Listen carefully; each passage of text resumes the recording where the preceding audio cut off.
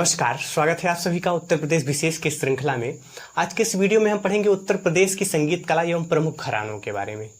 बहुत अधिक प्रश्न बनते हैं, सीधा सीधा पूछ लिया जाता है कि किस ग्रंथ को संगीत का बाइबल कहा जाता है, बिस्मिल्लाह खां किससे संबंधित हैं। तो इन सभी तथ्यों को हम देखेंगे, पूर्णतः पढ़ेंगे कि एक भी प्रश्न छूटने ना पाए।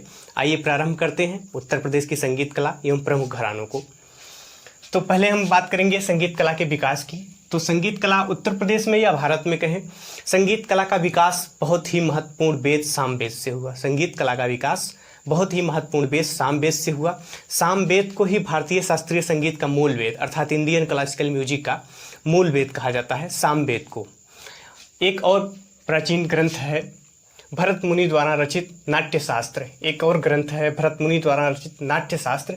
नाट्यशास्त्र के बारे में महत्वपूर्ण फैक्ट यह है कि इससे संगीत कला के बारे में बहुत विस्तृत जानकारी प्राप्त होती है। नाट्यशास्त्र से संगीत कला के बारे में बहुत विस्तृत जानकारी प्राप्त होती है, इसीलिए नाट्यशास्त्र को संगीत का बाइबल कहा जाता है।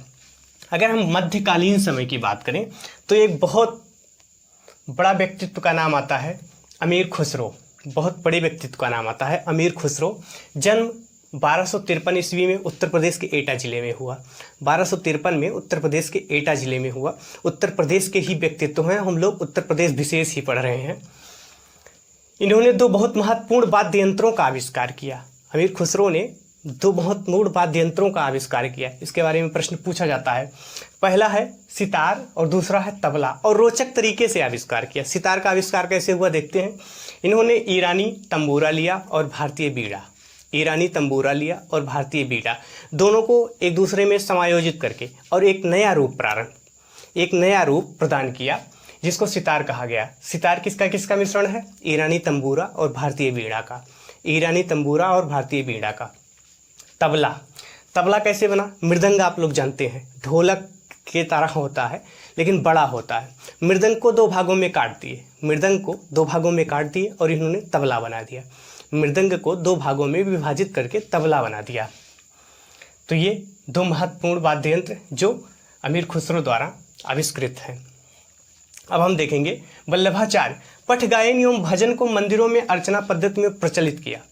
वल्लभाचार्य ने पठ गायन एवं भजन को मंदिरों में अर्चना पद्धति में प्रचलित किया और इन्होंने एक बहुत महत्वपूर्ण चीज़ दिया संगीत में। इन्होंने प्रातःकालीन, मध्याह्न एवं सायंकालीन गाए जाने वाले रागों को विभाजित किया कि किस राग को हम प्रातःकालीन गाएंगे, किस राग को हम मध्य समय में गाएंगे अर्थात मध्याह्न में, और किस राग को हम सायंकालीन में गाएंगे। आइए देखते हैं।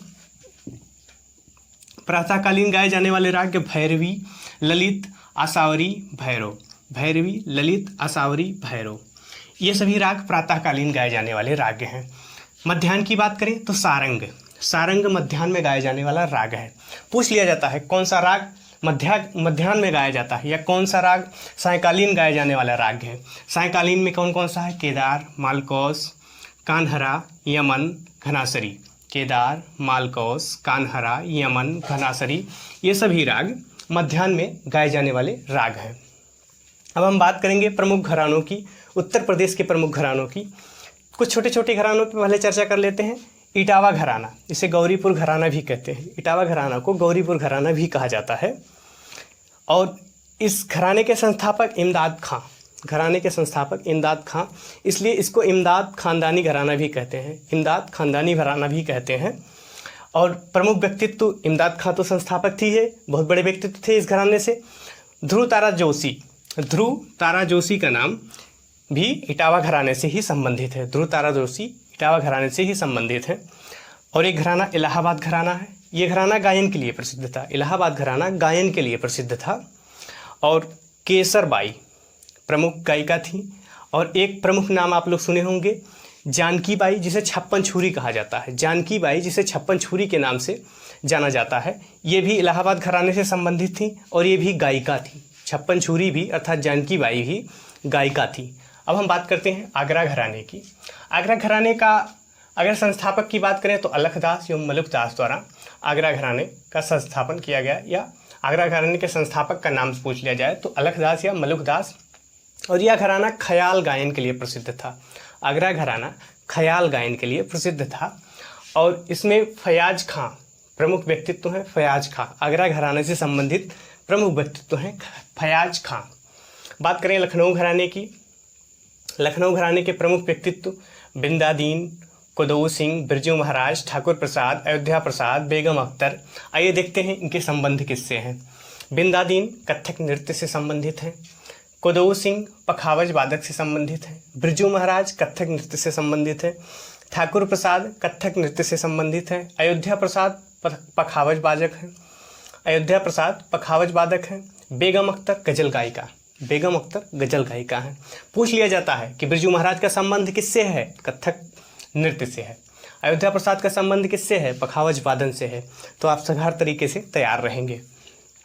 बात करें किराना घराने की, किराना घराना बाकी अन्य घरानों में नाम से स्थान का झलक दिखाई देता है, जैसे इटावा, इलाहाबाद, आगरा, लखनऊ, ये सब हम नाम से ही जान सकते हैं कहाँ है। किराना घराना इसका मूल स्थान मुजफ्फरनगर है, किराना घराने का मूल स्थान मुजफ्फरनगर है और इसके संस्थापक बंदे अली खां हैं। किराना घराने के संस्थापक बंदे अली खां हैं।